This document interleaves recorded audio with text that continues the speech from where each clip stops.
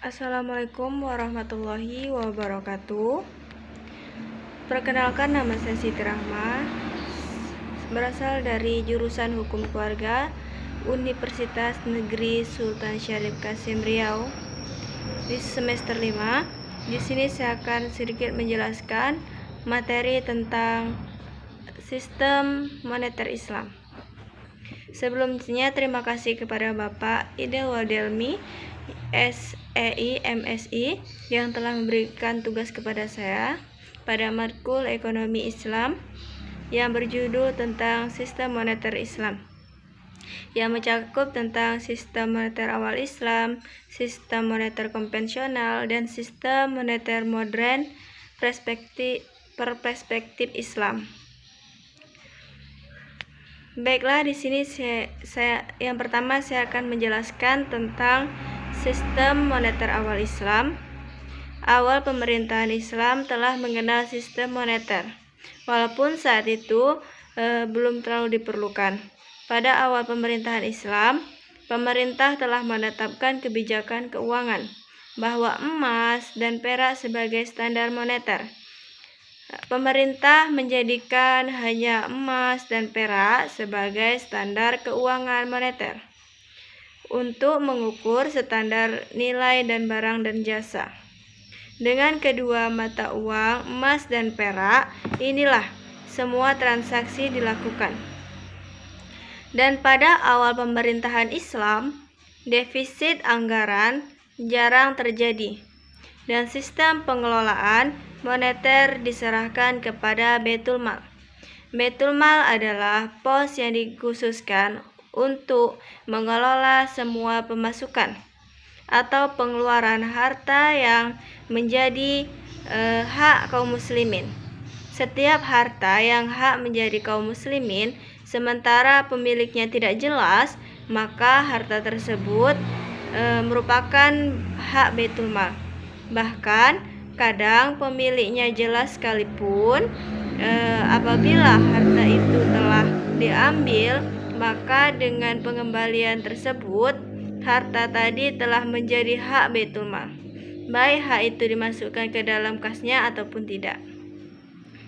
Dan selanjutnya itu ada pengelolaan moneter awal pemerintahan Islam, mengalokasikan dana untuk menyebarkan Islam, pendidikan dan kebudayaan, pengembangan ilmu pengetahuan, pengembangan infrastruktur, dan penyediaan layanan kesejahteraan sosial.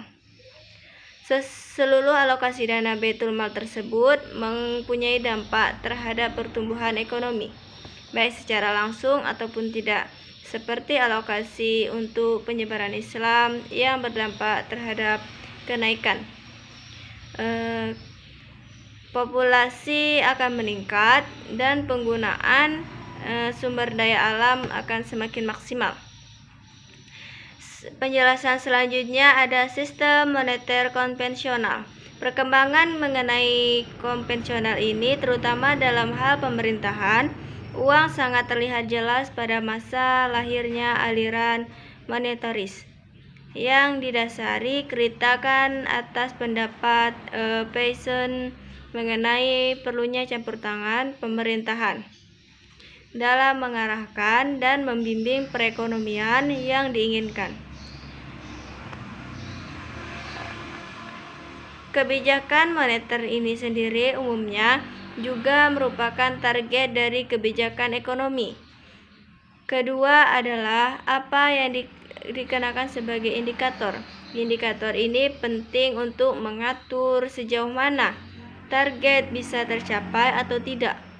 Dalam beberapa publikasi, indikator ini sering juga disebut sebagai sasaran menengah, sasaran antar atau target antar. Adapun terminologinya yang jelas, indikator adalah variabel yang menjadi target dari sebuah target akhir dari kebijakan moneter. Untuk melakukan kontrol terhadap upaya pencapaian sasaran, antara lain diperlukan variabel-variabel yang disebut sebagai instrumen. Yang pertama, target kebijakan moneter.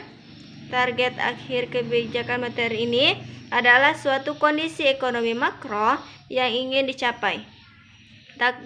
Target akhir tersebut tindakan selalu sama antara negara satu dengan lainnya.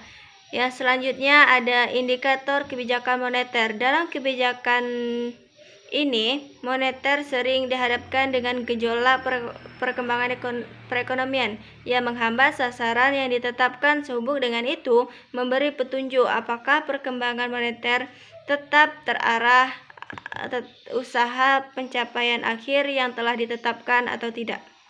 Selanjutnya itu ada tingkat suku bunga. Kebijakan moneter yang menunjukkan suku bunga sebagai sasaran antara akan menetapkan suku bunga yang ideal untuk mendorong kegiatan investasi.